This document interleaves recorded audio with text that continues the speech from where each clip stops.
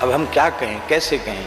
थोड़ा सा ईमानदारी से भजन स्वाध्याय सत्संग आरंभ कर दो। हरिगुरु संतों की कृपा से पद पद पर भगवान की अनुभूतियां होने लग जाती हैं। और लोग समझते ये हैं कि ये हमारे साधन का फल है। नहीं नहीं नहीं, साधन का फल नहीं है, ये भगवान की कलिकाल के जीवों पर जो अहेतुकी कृपा है उसका फल है। और ये अपने साधन का फल मानकर, अपनी अनुभूति मानकर लोगों के सामने बढ़ा चढ़ाकर उसे प्रस्तुत करने लग जाते हैं और फिर आकर रोते हैं, महाराज जी पहले ऐसा होता था, ऐसा होता, अब तो सब बंद हो गया, क्या हो गया? अरे भाई,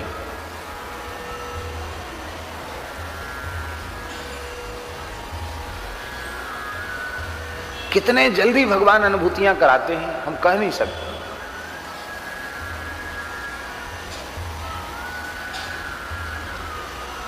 अधिक नहीं, कम से कम 15 वर्ष हो गए होंगे। 15 वर्ष पुरानी घटना है ऋषिकेश की। नारायण जी बैठे हैं, ऋषिकेश की घटना है। स्वर्गाश्रम की कुटियां हैं, उनमें साधु संत रहते हैं, भजन करने वाले। तो एक सन्यासी महात्मा रहते थे, द्रव्य का स्पर्श नहीं करते थे, पैसा नहीं छूते थे, किसी से कुछ याचना भी नहीं करते थे। और ऐसे अनेक संत होते हैं, वो भगवान सब काम चलाते हैं। वो पल्ली पार गए, गंगा पार करके गए, उधर कोई उत्सव होगा उसमें गए थे, कथा थी या उत्सव था उसमें गए, और वहां से लौट के आए, नौका से आ रहे थे इधर इस पार।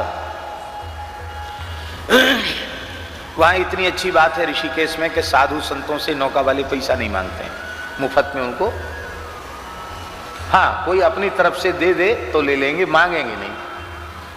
और वो नौका वाले भी जानते थे कि महात्मा जी फक्कड़ हैं। और महात्मा बीच धार में जब नौका आई गंगा जी के, तो उनके मन में हुआ थोड़ा आचमन ले लें, नेत्रों से जल लगा लें। चश्मा उन्होंने निकाला, आचमन किया, बूढ़े महात्मा, चश्मा उनका गंगा जी में डूब गया चश्मा। ऋषिकेश में गंगा जी का प्रवाह कितना तेज है सब जानते हैं। वृद्ध महात्मा बिना चश्मा के वो चल ही नहीं सकते, देख नहीं सकते, और सूर्य अस्त होने वाले हैं। नौका वाले ने तो उनको पार कर दिया।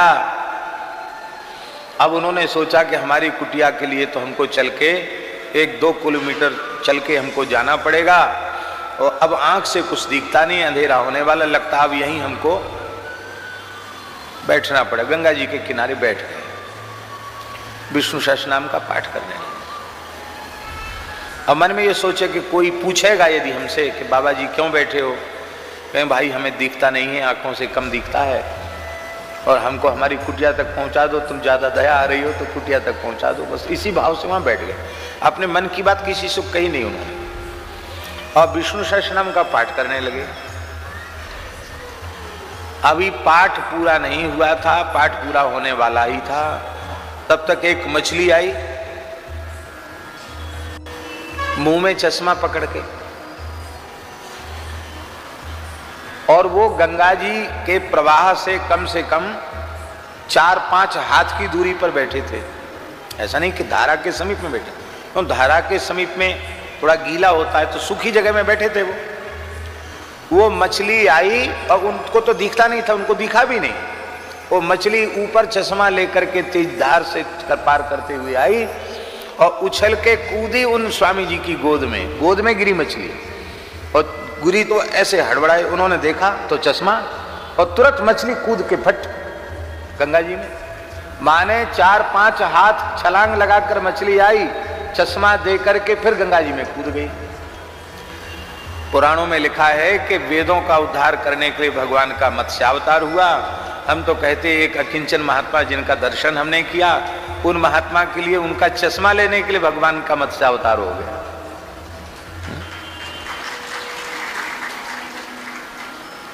ऐसी कितनी घटनाएं। अरे किसी मछली को क्या पड़ी कि किसी बाबा जी का कोई खाद्य पदार्थ हो तो मछली मुख में ले, चश्मा पकड़ने की क्या मछली को जरूरत, और फिर 4 हाथ उछलकर गोद में चश्मा गिराने का क्या प्रयोजन।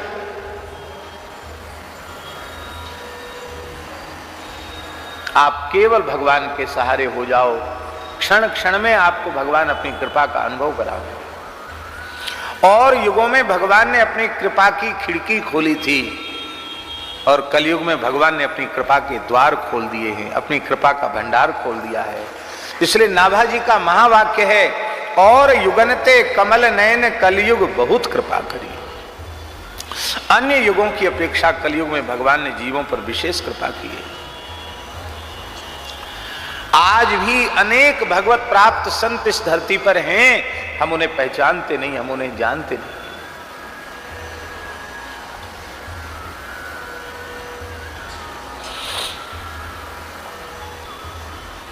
इसी कलयुग में भक्तराज नरसिंह मेहता को 52 बार भगवत साक्षात्कार हुआ। कितनी बार?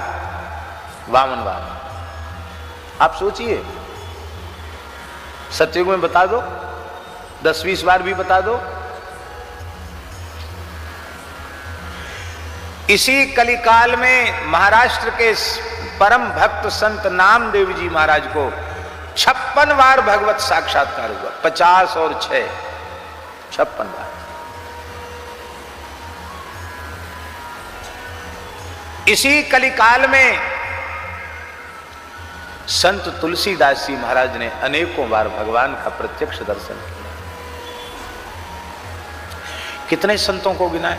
मीरा जी को तो अपने बचपन में ही, विवाह के पहले ही भगवत साक्षात्कार हो गया। मीरा जी ने तो सदैव भगवान के श्रीअंग में प्रवेश कर लिया।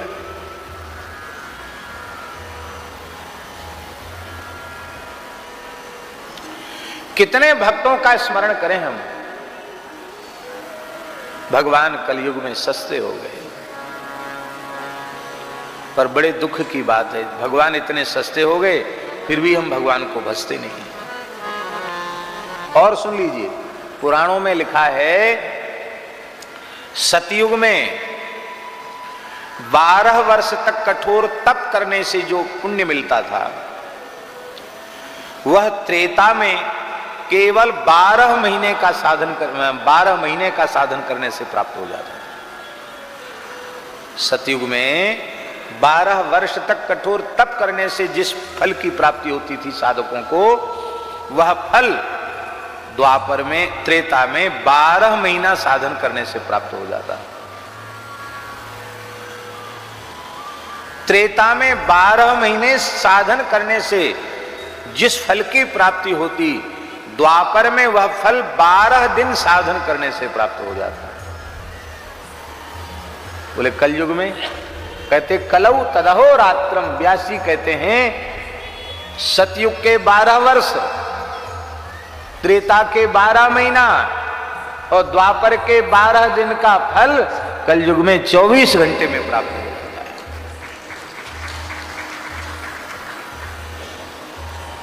श्री सीताराम नाम साधना पद्धति एक ग्रंथ छपा है, उसमें 24 घंटे में भगवत साक्षात्कार का एक अनुष्ठान लिखा है। और जिस महानुभाव ने लिखा है, गीता प्रेस के अंक में भी वो अनुष्ठान आया है। जिस भक्त ने वह लिखा है, उसने अपनी अनुभूति लिखी है। अब कोई कहे कि हमको तो हमने किया, हमको नहीं हुआ, तो हो सकता है न हुआ हो किसी को, लेकिन उसमें जो बात लिखी है कि पूर्ण श्रद्धा, पूर्ण विश्वास और पूरी तत्परता से 24 घंटे नाम का उच्चारण करे, एक क्षण के लिए भी रुके नहीं, और आर्त भाव से भगवान को एकांत कक्ष में बैठकर पुकारना है। 24 घंटे में भगवत साक्षात्कार प्रत्यक्ष है। कलौ तदहो रात्रम। सतयुग के, त्रेता के, द्वापर के भक्तों का जब हम चरित्र सुनते हैं, तब हमारे मन में एक भाव होता है कि वे तो पवित्र युगों के थे और उस समय भगवान बहुत सुलभ थे, भगवान का अवतार हुआ था तो भगवान की प्राप्ति हो गई, कोई कठिनाई नहीं। हम तो कलयुगी प्राणी, हम कैसे भगवान की भक्ति कर सकते हैं। तो जो प्रेरणा पौराणिक भक्तों के चरित्रों के श्रवण से नहीं मिलती है, वह प्रेरणा कलयुग के भक्तों के चरित्रों के श्रवण से प्राप्त हो जाती है। साधकों के मन में एक धैर्य होता है, एक अवलंब होता है कि अवश्य ही भगवान की प्राप्ति इतने महानुभावों को इन इन परिस्थितियों में हुई है, तो भला मुझे भगवान की प्राप्ति क्यों नहीं होगी? अवश्य मुझे भगवान की प्राप्ति हो जाएगी। और जब इस विश्वास के साथ जीव साधन के पथ पर अग्रसर होता है, भगवान की कृपा का अनुसंधान करते हुए, तो इसी जन्म में इसी शरीर से उसे भगवत साक्षात्कार प्राप्त हो जाता है।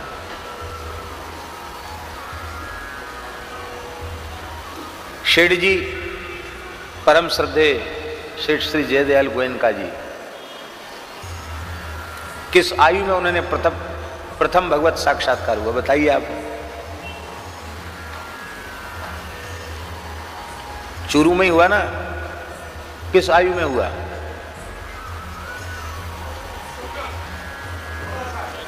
नहीं, 22 वर्ष की आयु थी उनकी, 22 वर्ष की आयु थी। पर वे निष्काम साधक थे, उन्होंने भगवान का दर्शन भी नहीं चाहा था, पर भगवान उनकी निष्कामता पर रीझकर उनके सामने प्रकट हो गए। भाई जी को दर्शन हुआ। मेरे अपने विश्वास के अनुसार स्वामी जी को भी भगवत साक्षात्कार हुआ, भले ही उन्होंने किसी के सामने प्रकाश न किया हो, पर भगवत प्राप्त संत का जो स्वरूप है, संत के जो लक्षण है, वे लक्षण स्वामी जी में थे।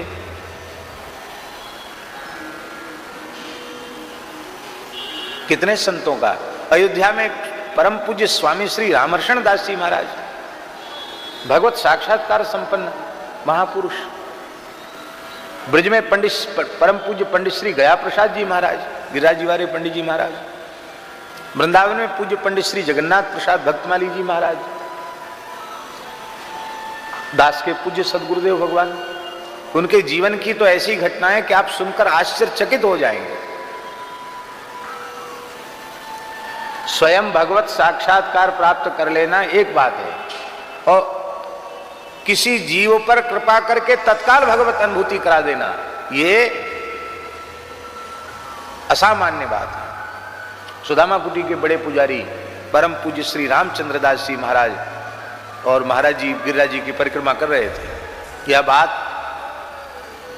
सन 90 या 91 की बात होगी अनुमान से। पुजारी जी थोड़े स्थूल शरीर के थे, इसलिए वो 2 दिन में परिक्रमा करते थे। जब उनका मन होता था कि वो गिरिराज जी की परिक्रमा करेंगे, तो महाराज जी को कहते, महाराज जी हमको परिक्रमा करने की इच्छा है। तो महाराज जी बोले चलो चलते हैं। तो एक दिन राधा कुंड वाली परिक्रमा और एक दिन पूछरी वाली परिक्रमा, तो 2 दिन में परिक्रमा कर लेते। तो महाराज जी का परिक्रमा का क्रम ये रहता था, जब भी महाराज जी पधारते थे कि पहले महाराज जी राधा कुंड की परिक्रमा करते थे और इसके बाद फिर पूछरी की दान घाटी से इधर परिक्रमा करते थे। तो राधा कुंड की महाराज जी की परिक्रमा हो गई थी, पूछरी की परिक्रमा कर रहे थे, और पूछरी के लौठा का दर्शन करके वहां से आगे जो गिरिराज जी की तरहेटी की ओर बढ़े, तो पुजारी जी थोड़े थक गए, एक वृक्ष की छाया में बैठ गए। थोड़ी गर्मी थी। उसी वृक्ष के नीचे एक लड़की, जिसकी आयु लगभग 20-22 वर्ष की होगी अनुमान से, और उसके माता पिता वहां बैठे थे। लड़की बहुत रो रही थी। और संतों का स्वभाव ऐसा होता है, संसारी लोगों में तो थोड़ा ये होता है कि परिचय हो तो पूछ लो, और परिचय न हो तो दुनिया रो रही है, किसी को किसी से क्या लेना देना, ऐसा भी होता संसार में।